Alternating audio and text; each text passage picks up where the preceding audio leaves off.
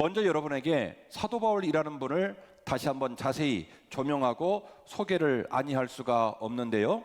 사도 바울은 복음과 교회를 위해 미친 사람이었다라고 말할 수 있습니다. 사도 바울의 인생을 어떻게 표현할 수 있느냐라고 얘기를 했을 때 제가 정리를 하는 입장 속에서 사도 바울은 이런 사람입니다. 자기 기술을 한다면 사도 바울은 복음과 교회를 위해 미친 사람이었습니다. 이렇게 설명을 할 수가 있겠습니다. 우리가 잘 알고 있는 사도 바울의 인생을 한마디로 표현해라, 한 단어로 표현하라고 한다면 제 입장에서는 열정이라는 단어를 소개하고 싶어요. 사도 바울의 서신서 중에 고린도후서 12장 구간과 그리고 사도행전 22장 구간을 집에 가셔서 곰곰이 읽어보시면 사도 바울은 자기 자신에 관하여 자기 자신이 이런 사람입니다 라고 자기를 고백한 본문을 보실 수가 있습니다. 약수라면 다음과 같습니다. 나는 태어날 때부터 유대인이었다. 나는 태어날 때부터 로마의 시민권을 갖고 있었다. 나는 태어날 때부터 열심히 특심인 사람이어서 가말리엘 문화에 들어가서 율법을 너무너무 정확히 잘 배워서 율법 학자가 되었다. 나는 히브리인 중에 히브리인이었다라고 자신의 신분과 자신의 성향을 자세히 기록을 하고 있습니다. 길리기아 다소라는 유명한 발달된 도시에서 태어나서 매우 특이한 이력을 가진, 태어날 때부터 유대인이고 태어날 때부터 히브리 문학에 출중하고 그리고 심지어는 로마의 시민권까지 가진 아주 특이한 이력을 가진 사도 바울의 인생, 그 인생을 한마디로 말하라면 그래서 저는 열정이다 라고 말을 할 수밖에 없는 거죠. 약 28세 플러스 마이너스 28세 정도를 추정하고 있는데 이 28세가 되었을 때에 사도 바울이 다메섹으로 가는 길 위에서 환상 가운데 주 예수 그리스도를 만납니다. 그리고 나서 사도 바울은 그의 인생을 180도로 뒤집어 엎지요. 그가 가는 모든 발걸음 위에 주의 복음이 선포되었고 그가 가는 모든 발걸음 위에 교회들이 세워지는 기염을 토하게 되는데 무려 30년 동안 이 사명을 감당하게 됩니다. 그가 머물렀던 다메섹, 예루살렘, 소아시아, 유럽, 로마에 이르기까지 30여 년의 노정을 달려가고 로마에서 순교를 당하는 마지막 순간까지 사도 바울의 걸어간 발걸음 위에는 주의 복음이 선포되어지고 교회가 세워지는 기염을 통하는 사역의 길을 사도 바울이 걸어가게 된 것이죠. 이쯤 되면 우리는 많이 궁금해집니다. 사도 바울 머리통에는 뭐가 들어있을까? 사도 바울 마음에는 무엇이 가득 차 있을까? 도대체 사도 바울의 머리와 사도 바울의 마음에 어떤 것이 그렇게 가득 차 있기에 그는 눈만 뜨면 복음을 증거하고 발걸음을 내딛기만 하면 그곳에서 복음이 선포된 교회들이 세워졌을까? 고린도후서 11장 23절 이하의 본문은 그의 발걸음에 관하여 다음과 같이 기록을 하고 있습니다. 그들이 그리스도의 일꾼이냐 정신없는 말을 하거니와 나는 더욱 그러하다. 내가 수고를 넘치도록 하고 옥에 갇히기도 더 많이 하고 매도 수도 없이 맞고 여러 번 죽을 뻔하였으니 유대인에게 40에 하나 감한매를 5번 맞았으며. 사도 바울이 복음서를 서신서를 기록하고 있는 이 시기는 로마 주변에 있는 전 지역을 속국으로 만들어 놓은 로마 제국이 통치를 하고 있던 시대입니다. 속국이 된 나라는 나라의 주권을 빼앗기고 그 나라에 있는 법령 중 하위 법령이 작동되고 있는 이중적인 법제도가 있을 때입니다. 사용을 한다든지 위중한 단계의 법은 로마의 법으로 다스리고 하위 단계의 법은 그 지역에 있는 법으로 다스리게 했던 거죠. 예루살렘 같은 경우에는 유대인 같은 경우에는 사내들인 공회라고 하는 자치 사법기관이 있었습니다. 이 사내들인 공회에서 동족과 동족끼리 재판을 실시하고 그에게 벌을 줄 때 최고로 줄 수 있는 벌이 몇 대의 벌이냐면 40대의 벌이었습니다. 왜 40에 하나 감한매, 다시 말해서 39대의 벌이냐? 이 지평관이 매를 때리다가 숫자를 잘못 헤아려 가지고 40대를 넘어갈 수 있는 가능성이 있기에 한 대를 빼고 40에 하나 감한매 39대를 때리는 겁니다. 그래서 이 표현은 내가 너무너무 죽게 맞았다라는 것을 강조하는 강조적 요법이 아니라 실제로 매를 맞을 때마다 숫자를 헤아리며 몇 대를 맞았다고요? 39대를 맞았다는 거예요. 설교자로 여러분에게 질문하겠습니다. 자, 아주 나쁜 놈입니다. 미워요. 때려 죽이고 싶어요. 그런데 우리들의 법령으로는 40대밖에 못 때립니다. 더군다나 실수할까 한 대는 빼고 때리니까 39대를 때립니다. 여러분, 이 39대를 어떻게 때릴까요? 쌀이나무 끊어가지고 회초리로 아야 아야 이렇게 때릴까요? 때려 죽이고 싶은 놈이에요. 그런데 우리 법으로는 죽일 수가 없어요. 우리 법으로는 딱딱 39대 때릴 수 있어요. 그래서 그 매 맞을 사람을 지평관이 끌고 왔습니다. 매질을 합니다. 매를 대는 지평관이나 구경을 하는 군중들이 어떤 목소리로 그 죄인의 형을 집행했을까요? 살살 때려 죽을까 걱정이 돼 그랬을까요? 아닐 겁니다. 죽게 때려, 절단을 내, 부러져도 좋아, 소리 지르면서 사도 바울에게 매질이 강해진 거예요. 자그만치 39대의 매를. 그런데 얼마나 사도 바울을 핍박했는지 사도 바울은 이 잔인한 매를 몇 번 맞았다고요? 무려 5번 맞았다는 거예요. 3번 태장으로 맞고, 1번 돌로 맞고, 3번 파선하고, 일주일을 깊은 바닷속에서 지내야 했으며, 여러 번 여행하면서 강의 위험과 강도의 위험과 동족의 위험과 이방인의 위험과 시내의 위험과 광야의 위험과 바다의 위험과 거짓 형제 중에 위험을 당하며, 또 수고하며 애쓰고 여러 번 자지 못하고 줄이며 목마르고 여러 번 굶고 춥고 헐벗었다. 총망라의 고난들이 등장을 했습니다. 저와 여러분 중에 누가 이보다 더한 고난을 당한 사람이 있을까 싶을 정도로 그의 인생은 약 28세를 기점으로 완전히 절단이 나서 개고생 그런 개고생이 없는 비참하고 무겁고 힘든 세월을 살아야 했다는 거죠. 그런데요, 마지막 말씀이 기가 막힙니다. 28절, 이 외의 일은 고사하고 아직도 날마다 내 속에 눌리는 일이 있으니 곧 교회를 위하여 염려하는 일이니라. 아멘. 어때요? 이쯤 되면 제가 여러분에게 사도 바울 미친 사람입니다 라고 말한 거 어떻게 좀 이해되시죠? 앞만 봐도 미친 사람이 맞아요. 복음에 미쳐 있어요. 40에 가마매를 5번이나 맞고, 굶어서 죽고 추워서 죽고 짐승에 죽고 강 건너다 죽고 산 넘어다 죽고 그때마다 죽을 뻔했지만, 그러나 나는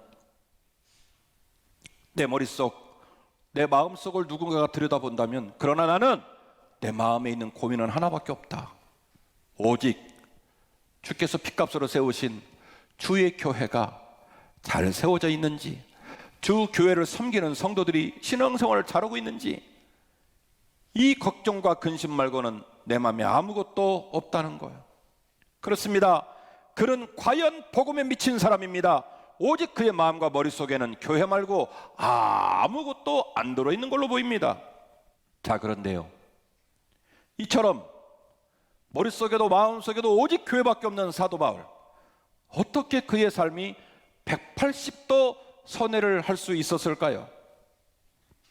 아니, 만약에 선회를 하려고 마음을 먹었다 손 치더라도 그 선회를 가로막는 강력한 장애 요소는 없었을까요?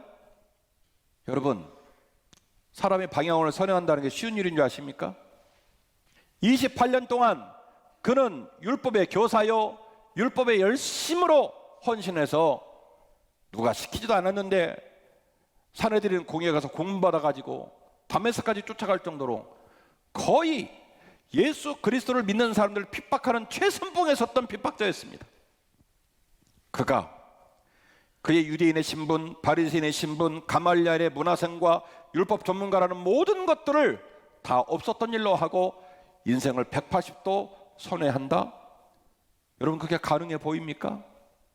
그가 아무리 주님을 만났다 한들, 그가 아무리 주님의 초청을 받았다 한들, 그의 삶은 이미 주님과 정반대 방향으로 픽스가 되어서 지금 반대 방향으로 너무나 많이 간 거예요. 돌이킬 수도 없습니다. 돌이킨다면 오히려 인생이 망가질 수 있는 위기적 상황에 놓여 있습니다. 그런데도 불구하고 사도 바울은 어떻게 자기 인생을 28살이라는 관연한 나이가 됐을 때에 180도로 뒤집을 수 있었을까? 제가 내린 결론은 부활의 경험과 부활의 확신이 그를 새로운 인생으로 이끌었다는 겁니다. 부활의 경험과 부활의 확신이 그를 새로운 인생으로 이끌었다는 것입니다. 길리기아 다소가에 있을 때에 그를 사랑했던 바나바가 길리기아 다소까지 친히 와서 그를 통역자로 삼아줬습니다. 나중에 제2차 전도여행에 루스드라에서 디모데라는 걸출한 통역자를 만났습니다. 빌립보에서는 비단장사 누디아를 만났고요, 고린도에서는 브리스길라와 아굴라를 만났습니다. 나중에 3차 에베소 사역을 할 때는 고린도 교회를 돌봤던 아볼로라는 걸출한 통역자를 만나기도 했습니다. 생애노정을 걸어가며 그가 사역을 감당해야 했던 많은 통역자들의 등장과 많은 은혜의 날들, 공감합니다. 그 모든 것들이 사도 바울의 목회에 도움이 되었고 사도 바울의 사명을 감당하는 데 큰 힘을 주었을 것은 확실해 보입니다만, 그럼에도 불구하고 지금 제가 소개한 사건과 사람들 때문에 자기 인생을 180도로 전환해서 한 번도 안 가본 길을 간다? 저는 동의할 수 없어요. 지금 제가 소개한 사람들이 큰 도움을 준 건 사실입니다. 그들과의 동행이 너무너무 즐겁고 정말로 행복했을 거란 것도 추측이 됩니다만, 그래서 그 이유 때문에 그가 그 인생을 180도로 뒤집었냐? 동의할 수 없어요. 그래서 이 부활 아침, 저는 사도 바울의 인생이 완벽하게 뒤집어진 이유를 바로 본인이 부활을 경험하고 부활의 확신이 그를 새로운 인생으로 이끌었다는 것을 여러분에게 강조하고 있는 겁니다. 고린도전서 15장 1절입니다. 형제들아, 내가 너희에게 전한 복음을 너희에게 알게 하노니 이는 너희가 받은 것이요 또 그 가운데 선 것이라. 너희가 만일 내가 전한 그 말을 굳게 지키고 헛되이 믿지 아니하였으면 그로 말미암아 구원을 받으리라. 내가 받은 것을 먼저 너희에게 전하였느니 이는 성경대로 그리스도께서 우리를 위해 죽으시고 장사지는 바 되었다가 성경대로 사흘 만에 다시 살아나사 게바에게 보이시고 후에 12 제자에게와 그 후에 500의 형제에게 일시에 보이셨나니 그 중에 지금까지 대다수는 살아있고 어떤 사람은 잠들었으며 그 후에 야고보에게 보이셨으며 그 후에 모든 사도에게와 맨 나중에 만삭되지 못한 나 같은 자에게도 보이셨느니라. 할렐루야. 이 본문의 말씀은 사도 바울이 28세 정도 되는 나이에 그가 28세 되기까지 자기의 인생의 성공과 신념을 위해 얼마나 열심히 살았는데 그 열심히 사는 삶을 180도로 뒤집을 수 있었던 동력원, 그 원인과 목적성을 명확하게 밝히고 있는 거예요. 바나바 때문이 아니라고요. 빌립보에서 만났던 루디아 때문이 아니라고요. 그의 생애 노정 속에 있었던 만남과 사건들이 그에게 도움을 준 건 맞지만 그 때문이 아니라는 거예요. 사도 바울은 뭘 얘기하냐면 내가 부활의 주님을 만났다는 거예요. 여러분, 부활을 만날 때 기억하십시오.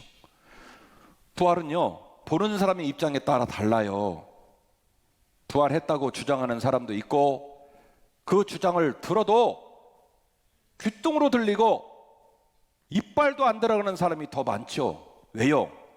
부활은 객관적인 사실로, 합리적인 사실로 불가능한 일이기 때문에 그렇습니다. 따라서 여러분에게 권면합니다.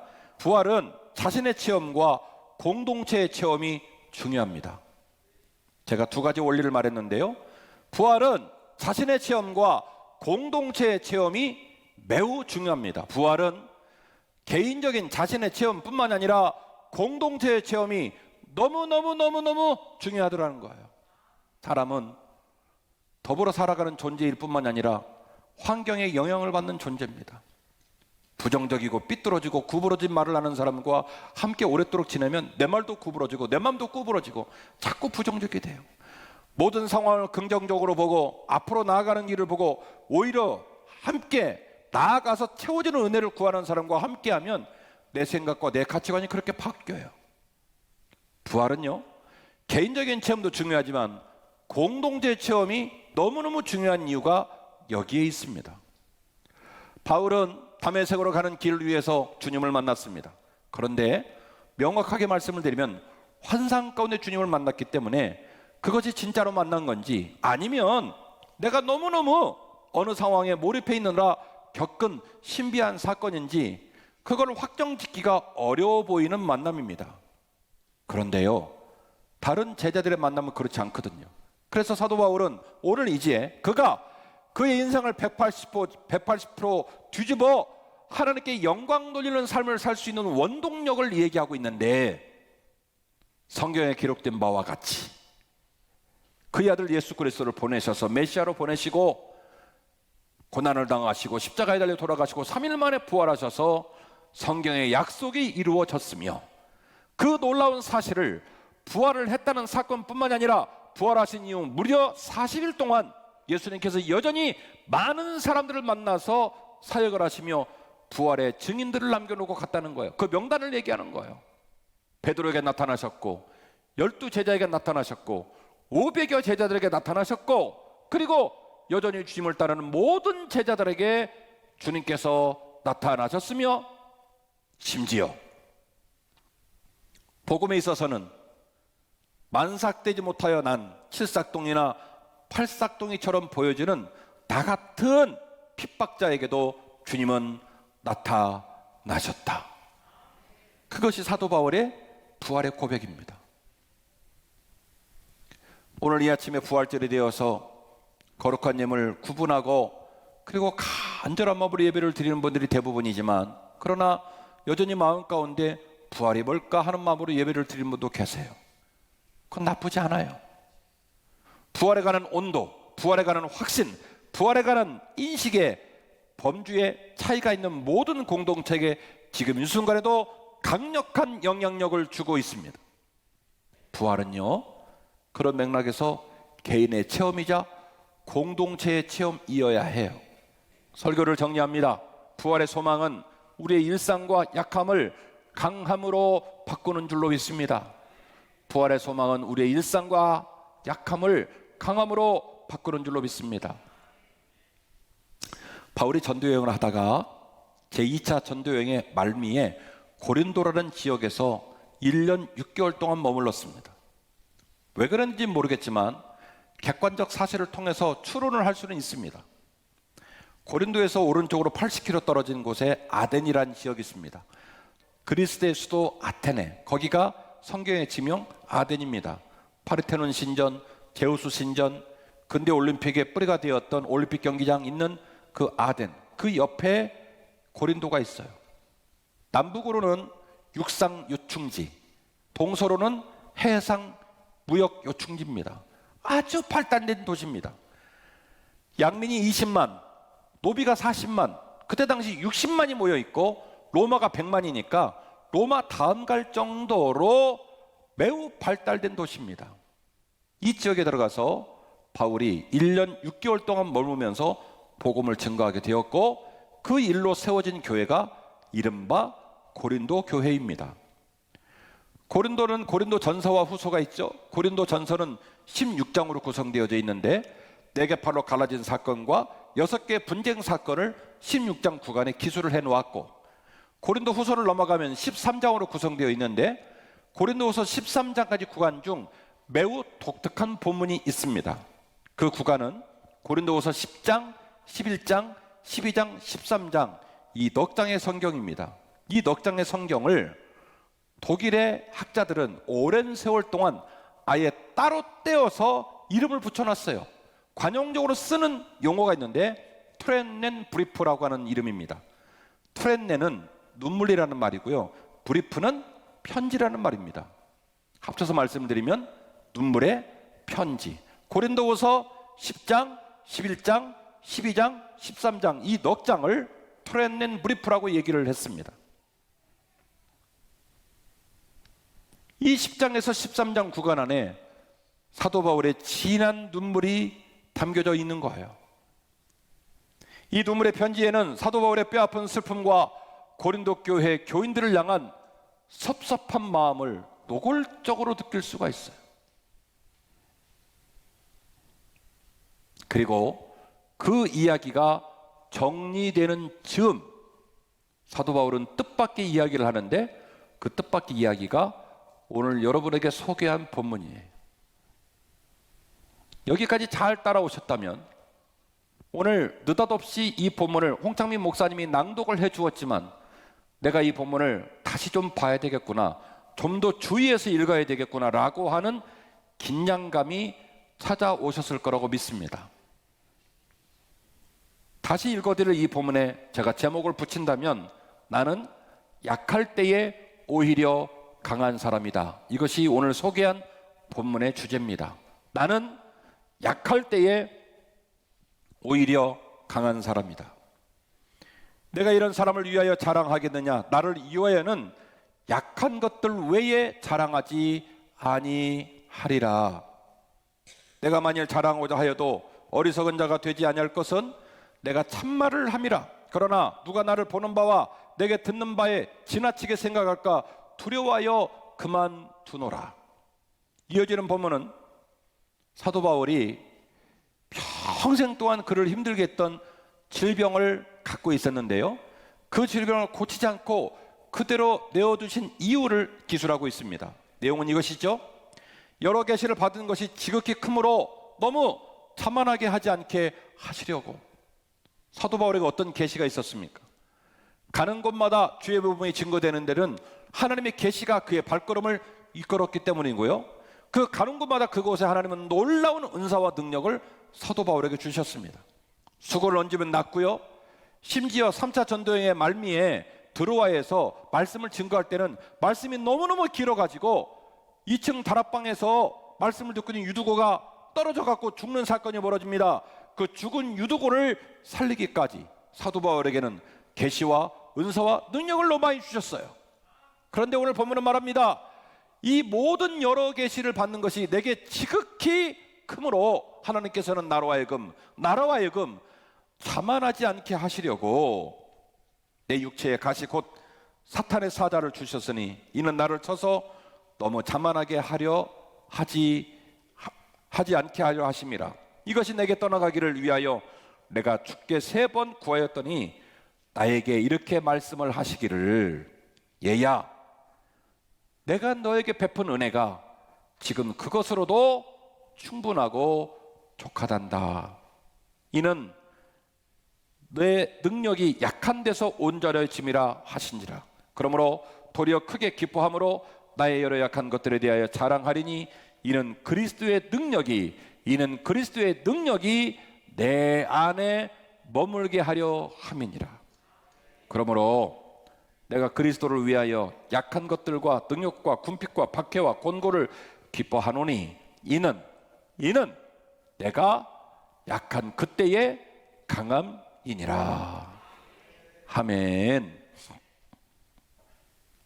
사랑하는 성도 여러분, 이 부활절 아침 우리의 마음에 예수의 부활이 선명하게 새겨지기를 원하고, 그 예수의 부활이 우리 인생이 여전히 눈물이 나고 등허리에 땀이 차고 고단한 삶을 살지만 저와 여러분에게 용기를 주셔서 오늘 사도 바울의 고백처럼 다시 일어서게 하는, 약할 때 강함이 되시는 놀라운 부활의 고백이 되기를 주의 이름으로 축원합니다.